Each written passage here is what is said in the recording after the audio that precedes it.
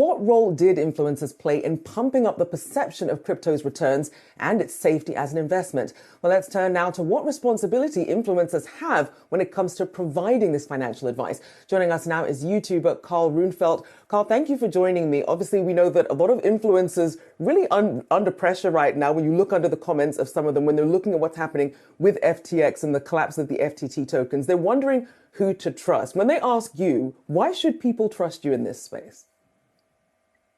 Well, first of all, I can proudly say that I never promoted FTX, and I do very, very big due diligence, and in a way, FTX had a very good brand, so there is a risk that I would have promoted them because they looked really legit, but I never actually did, and I also didn't promote Celsius and these other projects, but many of my industry colleagues actually did. And of course, there is a huge responsibility for people with a voice in crypto to make sure that they only talk about and promote things that are financially solid and are not doing shady business like FTX apparently did. So responsibility is massive. I mean, Carl, you didn't promote FTX, but you did promote Bitcoin. You've been a bull. You called for a $600,000 price target this year. You said it was the best hedge against inflation. Neither's materialized. So what do you say to those who say, well, I trusted what you said, I lost money. Do you take responsibility? First of all, I never said 600,000 this year, but I do think Bitcoin is going to 600,000, that's for sure. And I take full responsibility for me saying that Bitcoin is the best form of money in the world. Bitcoin can never be bankrupt. Bitcoin can never owe anyone any money. Bitcoin can never scam you. Bitcoin can never hurt you. Bitcoin can only go up and down in price. That's the only thing Bitcoin can really do. Aside of all of the fantastic benefits of holding Bitcoin, you become your own bank, your own sovereign. It's a bearer's asset. No one can ever steal your Bitcoin from your hands. It's literally in the blockchain. It's the most secure form of a store of wealth and money in the world.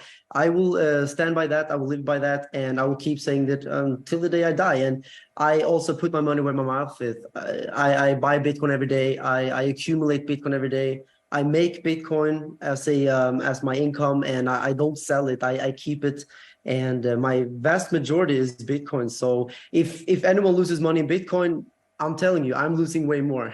Right now, of course, the price is low, so there have been better days. I'm telling you, like, I've been richer, but it's just temporary. And all of the fear and uncertainty and doubt that we see now, it's just temporary and can never actually fundamentally hurt Bitcoin itself.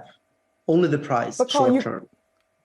But Carl, you can't guarantee that, though. And to that point, then, what do you think is actually going to make it hit the price target that you have for it? What are the factors that you're specifically looking at? Well, as I said, Bitcoin is the most safe and secure money in the world. And if you look out in the world right now, other forms of money are quite frankly the opposite of safe. You see banks control money, governments have huge influence on money when it comes to interest rates or quantitative easing in general. Like, there are so many factors to money in the world, or what governments call money. I would call it currency or paper. So there's massive security flaws in the current monetary system that we use today. And I think that we're seeing an increasing inflation, as everyone can see. It's not a secret anymore, right? And Bitcoin can never be inflated. So the bigger the problem of inflation becomes, and the bigger the problem of monetary issues that we're seeing, the more valuable Bitcoin should become. That's my prediction, my very, very strong conviction, and I'm betting on it heavily. Like, I put all my money in crypto, and most of it is in Bitcoin. Carl, you know, the FTX collapse has raised a lot of questions about how closely tied influencers, celebrities are to the exchanges that they're actually promoting.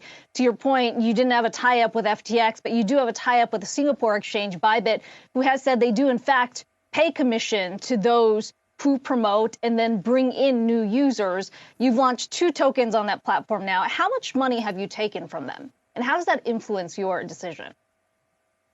I haven't taken money from them, but of course, it's not a secret that I'm an affiliate of Bybit and you have, Bybit, Bitflex, we have Binance. There are multiple exchanges that I have a incentive to promote. So I'm not hiding that, but I am. So there's also no using commission that you take from them, from the users you bring in.